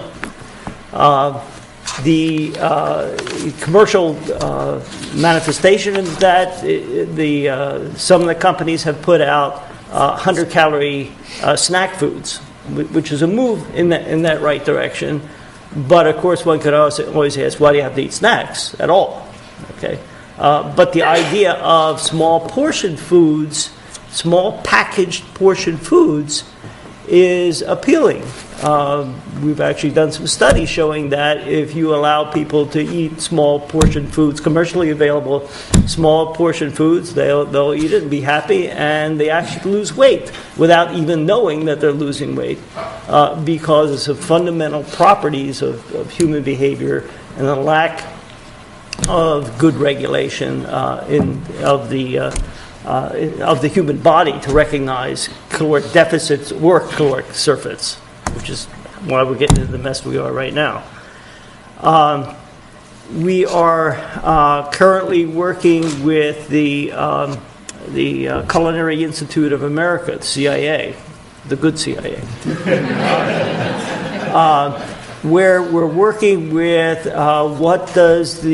who determines how much goes on your plate when you eat at a restaurant. And it's a chef who determines that. So we're asking the question, well, how much can you reduce that portion before people feel that they're not getting their money's worth, or they feel hungry afterwards, or they will eat more at the subsequent meal? We don't know that. It's a very fundamental question, and we're gearing up to be able to explore that. We have been focusing in our work on the consequence of eating, and the consequence of eating is going to be in your weight. Okay, it's inevitable. It's a sloppy measure because every day you step on a scale, it goes all over the place. But if you, instead of just looking at that scale, you keep a record of that weight, you'll see trends either going up or going down or staying constant. And I think we need that kind of information if we're ever going to attack an obesity problem. You have to see the consequence of your action if you're going to change that action. We have some data that we've published showing that if we give freshmen that kind of information, that they're able to prevent the weight gain that we typically see here at Cornell, because there's a great dining system here. But we are exploring this in terms of a larger issue. The study where we used the scale, the daily weighing, as a technique to block the weight gain, we found that everybody has their own method of reducing their intake. Some people reduce their portion size, which is great. Some people decided to skip dessert. Some people decided to skip snacks. Other people can skip a meal. Not one plan fits everything. The bottom line, though, energetically, they all reduce their intake. And I hope we can come to a resolution with the food industry itself, that we can achieve this goal of actually teaching ourselves to eat less and not run against a lot of resistance because of decreasing profits. Thank you.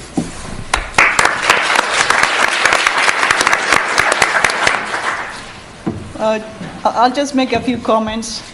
My research is more related to the food processing and to the food scientists in the groups. I think my comments will be more adequate for them. But some of the things that Dr. Hu and Dr. Bradley said, they're really very important. When I said eat less, but eat better. So this better is very, very critical to us. And then the importance of this closer to whole foods when we're talking about processed foods, which is really the key for us in terms of what we can offer to consumers. So how do we do this? Well, when we look at processing, and I think part of what we need to do is to educate people much, much more aggressively than we have been doing over the years, because processing is not bad. And there's this perception that processed foods are all bad, and it's not true. I mean, yes, we have to eat better, and the dietary guidelines are very specific. Fruits and vegetables, whole grains, low-fat dairy products, good sources of protein, lean proteins. So we know what we need to eat, but they have to be, as it was said before, it has to be tasty, it has to be convenient, it has to fit our pattern, our eating patterns. So I think it's very important that we recognize the role of technology in all this. We have been able to extend the shelf life of products from a few days now. We have shelf-stable products that are very nutritious, but people, especially some consumers, have this attitude that processed foods are bad and we shouldn't try to do this. Canned foods are very affordable and still very nutritious if they're processed properly and they're formulated properly with less sodium and no additional ingredients. Frozen foods are very convenient, and these days we can find things that are very easy to do. Anybody can do this and have some very good choices, nutrient-dense, high-quality products. The processing that we have done over the years, we know how we can maintain those nutrients. And we have shifted from just processing to make the most we can and increase the yield to processing to retain those nutrients. Those micronutrients are so important to have very good quality foods. So processing really has a big role in what we can do to offer this minimally processed, closer to whole, as Dr. Bradley said, choices for our consumers. But they have to be affordable. There's no question about that. They have to be affordable. And what kind of interventions we can do in terms of trying to work with our partners, academia, with industry, and with the government to make those decisions, to make those foods more affordable is very important for us. I also want to highlight the role of food entrepreneurs, because we have the perspective from Dr. Bradley with the big companies, and they do the vast of the production. But at the local level, this local movement, the local foods, the local entrepreneurs, they do have a role that is very important when we make our choices and we go to the store and buy those foods. And many of the innovations that big companies will eventually really take on as part of what they do are based on what entrepreneurs started in a smaller scale. So some of the innovation is based because larger companies will actually acquire smaller companies that have created a niche for certain products and for certain needs that are really meeting consumer demands. So entrepreneurship and helping these startup companies is very important to the health of our economy too, and to our health of our food supply, and especially sustainable local food systems, which is critical for the long-term view when we look at this. So this natural, wellness, local movement, convenient, and quality are all critical to make this system work. Education, we have talked about this. Education to consumers so they can make the right choices and so they can really understand what we need to do to make some long-term changes in our dietary habits. Now, as a university, what do? Well, we do produce the science, and that's very important, but we have to go beyond that. We have to look at intervention methodologies and choices that we can do to improve the long-term sustainability of our systems. So it's very important that we work with industry partners, that we're very active when we talk to legislators and when we talk to regulatory agencies, because what we produce, the science that we produce, has to be in front of them to be able to make these choices. So I think it's very important to have this leadership, and you as the new professionals coming into the food industry have to be very, very aggressive into this type of leadership and contribution to what we can do. And really, I think it's very important, as mentioned before, but we have to be able to have very simple to understand labels in our foods. I think still consumers are very confused when they try to pick up a label and try to understand what is in it and what is not in it, both things. So real full disclosure is very important, and we're not there yet, and that's something that we can really work together to try to at least address that issue. So with that, I think I'm going to stop right here so we can open up for a full discussion with our panelists and our speakers. Thank you. Bradley, maybe if you want to take your place at the table here, and then we'll open it up for questions from the audience, and you can address your questions to any one of the panel or the keynote speakers. Pleasure. Yes. Yeah, I'd like to kind of address the whole all the panels. I think you guys have very good information. I do agree with what Dr. Hughes was showing, Dr. Bradley. One of the interesting part that I really see is the crux of the matter is in delivery. You know, right now, if you look at how much dollars are involved in terms of, okay, people do get diabetes, but how much money is it spent to cure and provide? There's a new industry. There's an industry that helps. I'm not saying it's good. I'm just saying it has created industries, and the dollar and capital society, that's what really dictates what's going to happen. And I do understand that, you know, your company went from $20 billion to $43 billion. You went from 11% of good foods to eat to 22%. Well, you double the total revenue as well. So I think people are learning about health issues, and I think that's what's driving, and that's the focus you were trying to say, that no matter how good you make it, if you can't sell it, your industry is not going to go anywhere, right? So I think, I do definitely agree with that I don't think we should be taxing anything to change people's behavior. I think it needs to be done at a local level, at a school, and we are seeing that at the local level, the schools are starting to teach children about nutrition and what we're going to do at home and how we're going to do it. We have no times at home at this point to properly prepare food. Until we change that, we can't expect our industries to change at all. So. Okay, thank you. Anyone like to respond to that? Yeah, I mean, I would just say you're dead on. There's a win-win in terms of growth. It was kind of the point I was saying that the consumer pays my paycheck. And you look at the nutrition category, at least from a revenue perspective and a growth perspective, I mean, our bet's on 8 or 9% growth in that category. So you're absolutely right. That's where the need is, but I also see that's where the want is. Just what comment on taxation of unhealthy food as a way to change the so-called toxic food environment. I think that's extremely important. We know that people who had no SES, people who live in poor neighborhoods are more likely to be affected by obesity and diabetes. And in those neighborhoods, people who live on food stamps and also they have very poor access to healthy foods, especially fruits and vegetables. The so-called food desert areas, and the consumption of those products is actually much higher in those communities or neighborhood than other places. So the question is whether increase in tax can actually reduce consumption of unhealthy products and can reduce obesity rates. I think we have to look at tobacco as an example. I think to some degree the anti-obesity war mimic the anti-tobacco efforts in the 60s or 70s. And many studies have shown that education alone is not going to be effective in changing people's behavior. That has been demonstrated for tobacco, for nutrition, and for physical activity, and even for simple behaviors such as seatbelt. I mean, the reason the public health campaign some of the simple behaviors such as seatbelt, immunization, and so on and so forth. It's not just education, it's not just behavior change, it's really the legislation combined with public health campaigns.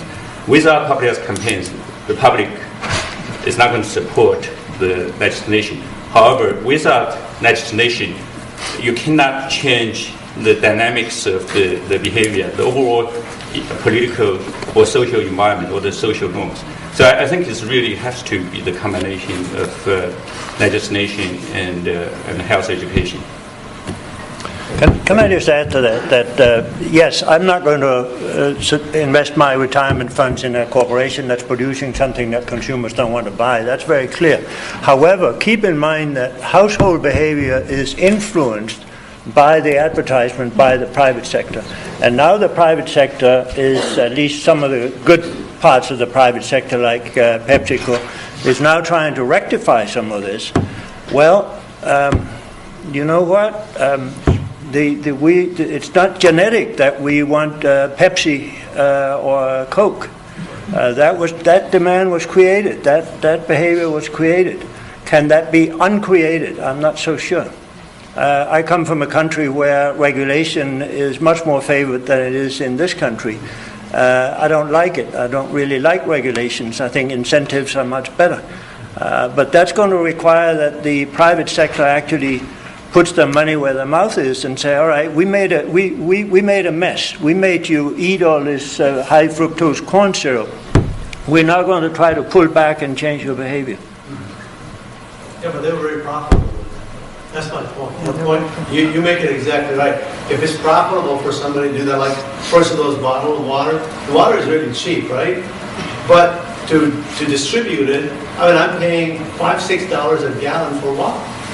And my point is that when it's because profitable, that's what really drives it. And as far as the taxes are concerned, the taxes are made and they're subsidized to go work. I grew up in a neighborhood that you're talking about where food is important. And so if you're going to tax those people, then you're going to go from that 1 billion people that are obese to 1 billion people that are going to be malnutrition also. So I think, I agree with you. I think it's a combination of all of those things that have to happen. But you can't really have a generalized policy. As far as the tobacco is concerned, if people give up tobacco, they don't die. Okay, but if they give up food, they will get malnutrition. So I think that's the thing that you have to kind of look at what you're trying to tell them not to do. Right? If you can give up 1 or 2 food, you're not going to die. Dr. Ward.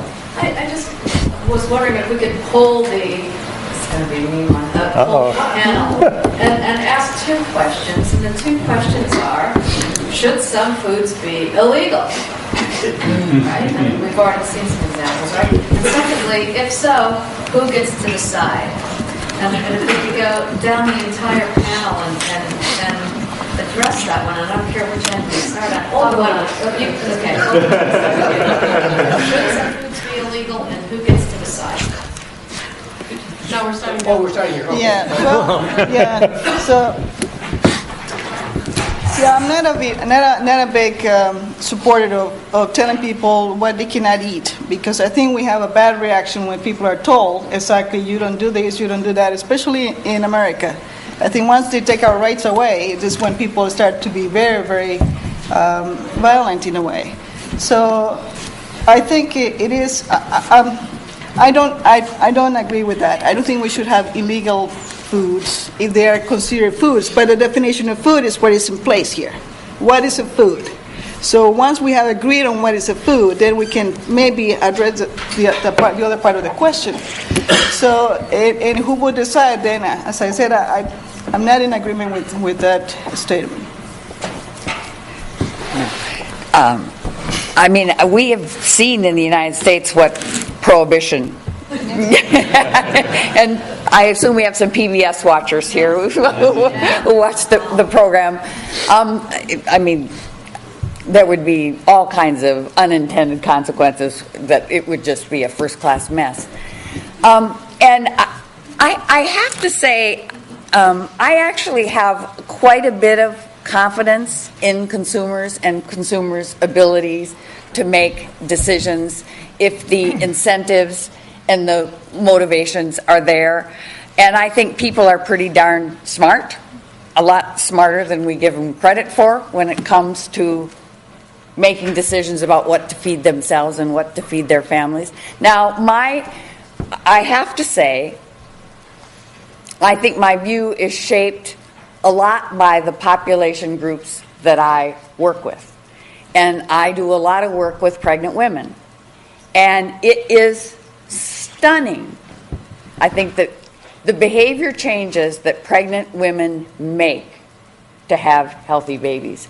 I mean, women who haven't drunk milk for 15 years because they've gotten the view that somehow pregnant women need to drink milk, will start drinking milk. Women stop smoking. They give up drugs. They make major behavior changes for pregnancy. So I have a fair amount of confidence with the incentive. If the incentives are right, people will make, and people have the information, they will make good decisions when it comes to food. I would outlaw only those foods that would not meet the food safety standards as agreed on by society.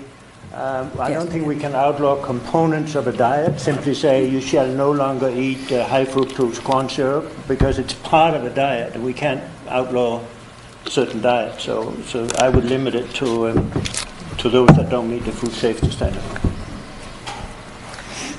I would not eliminate foods or make foods illegal. However, I would seriously consider eliminating food advertising.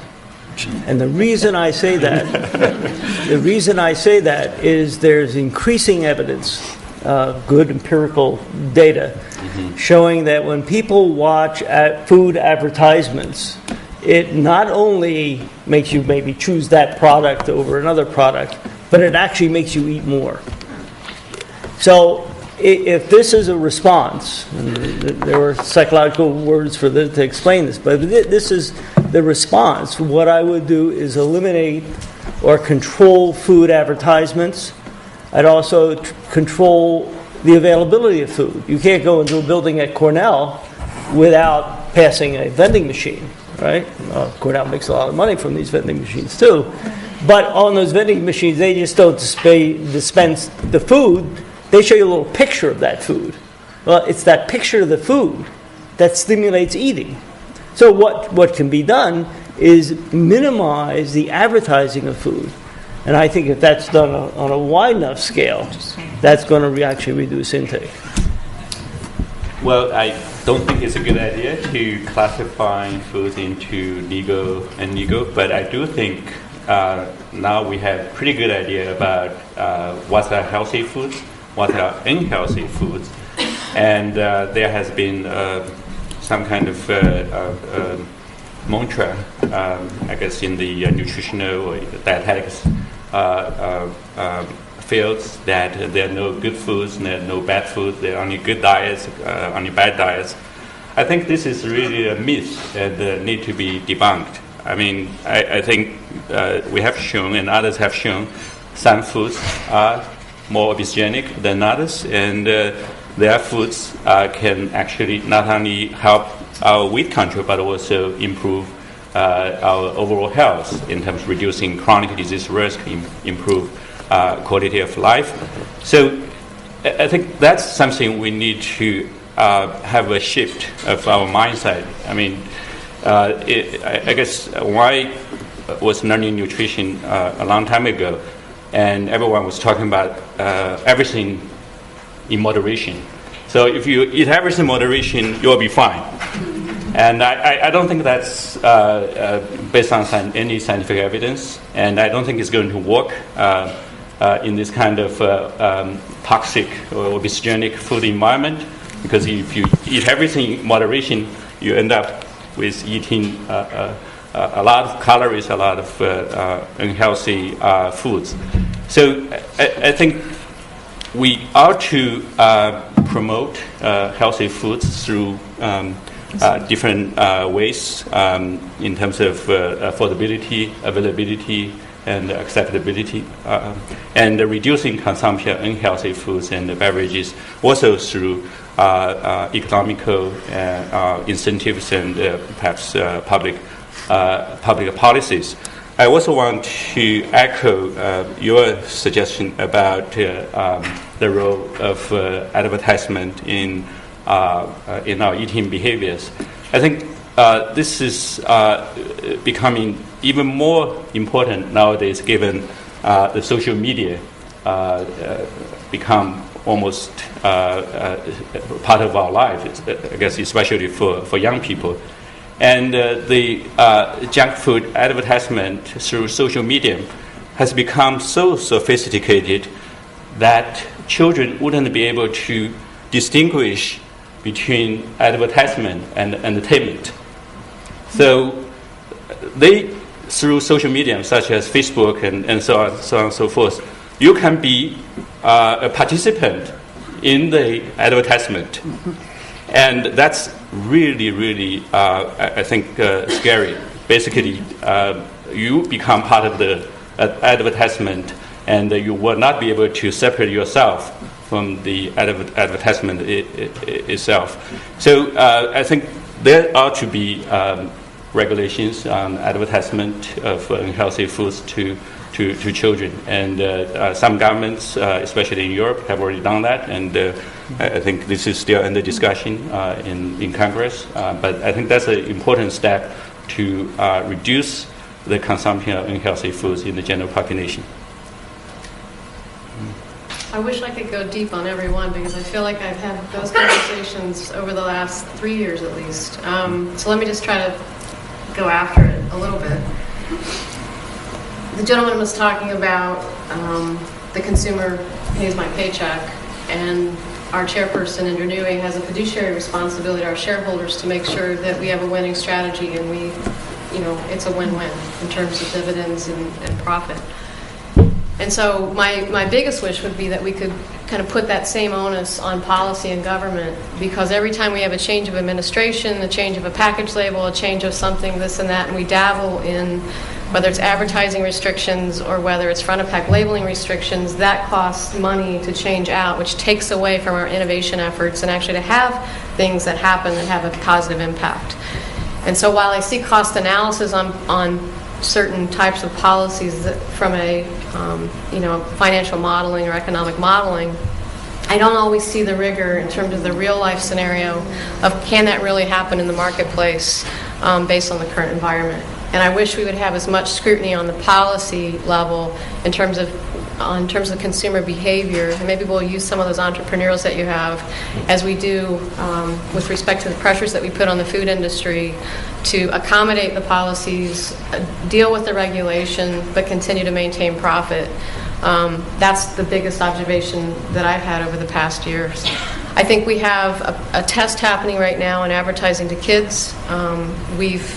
At least PepsiCo and several other companies, I was part of setting the criteria that's pretty, from my perspective, could stand the red face test in terms of products that have to meet this criteria in order for our marketers to actually advertise to kids. That's hit our bottom line, definitely.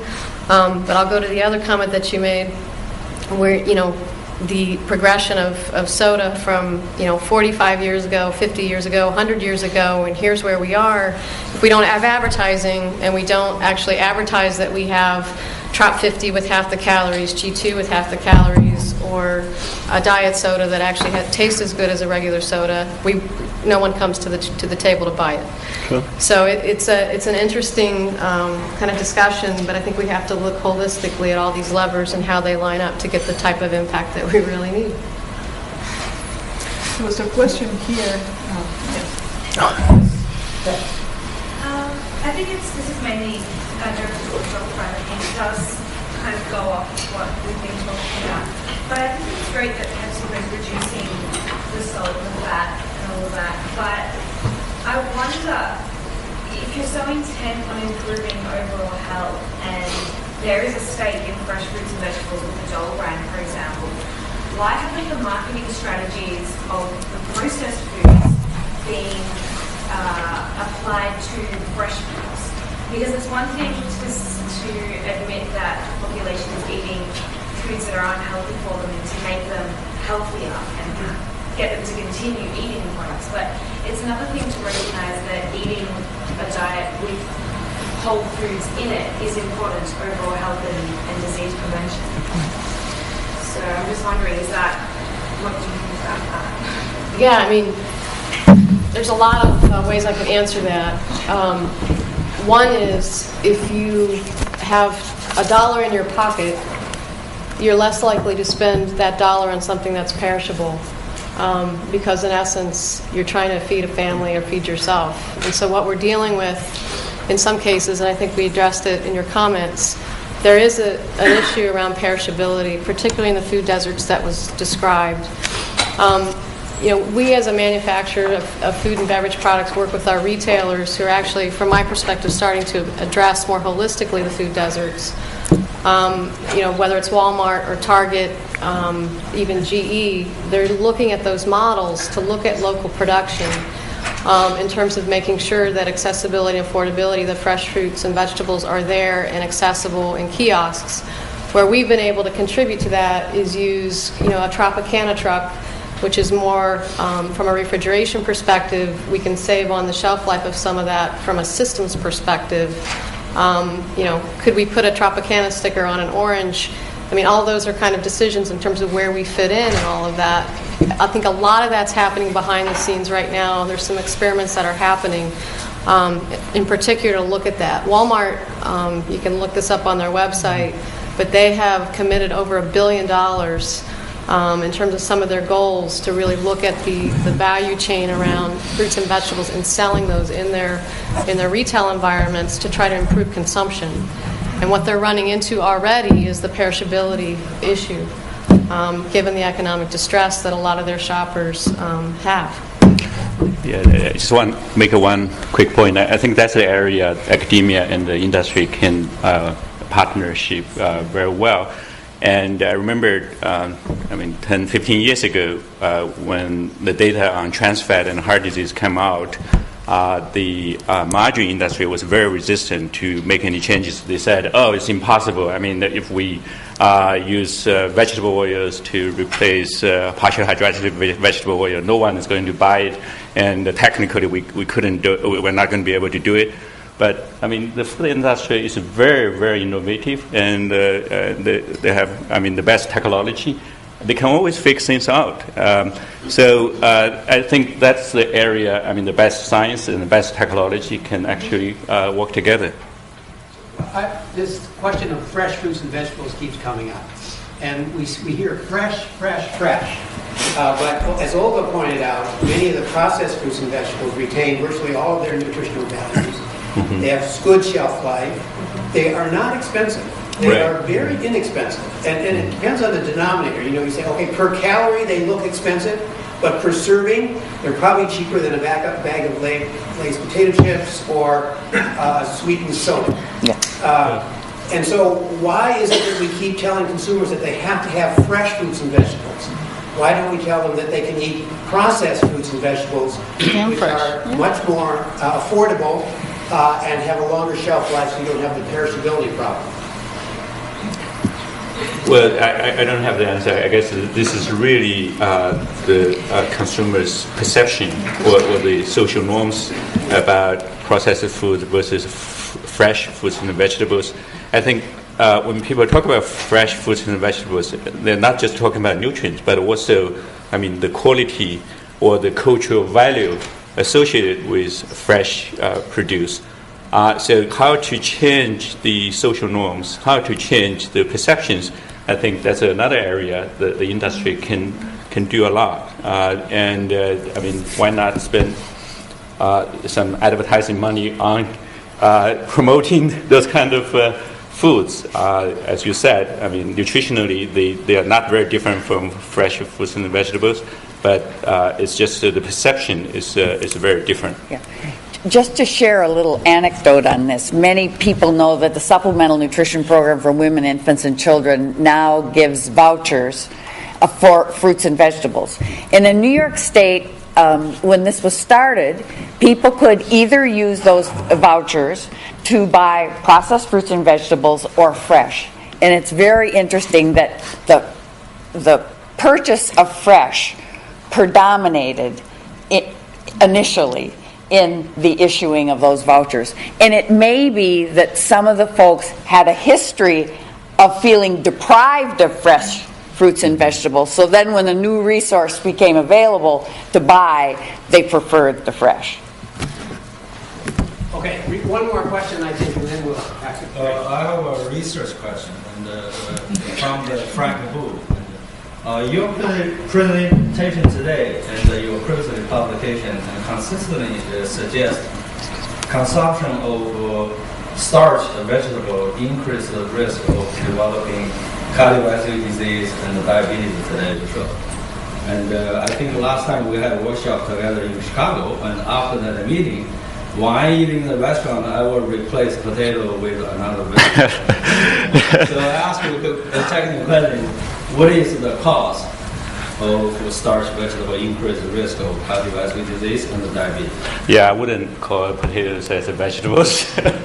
And now the new USDA lunch program has excluded potatoes and French fries as, from the school lunch program.